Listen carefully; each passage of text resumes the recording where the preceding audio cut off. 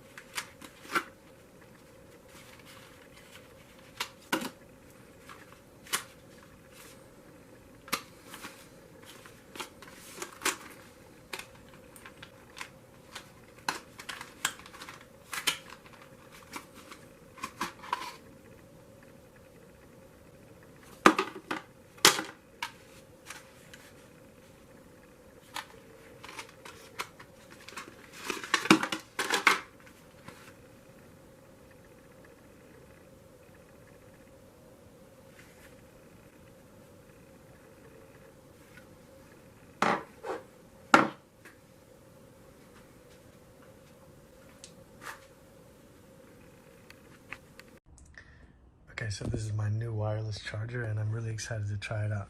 So it comes with this charging pad like so. I like the nice white simple color like this, great. And then it comes with the cable as well that plugs into the side right here. And then you plug this into the wall or into a block, then into the wall. So I like the size of it. It's about the size of my palm.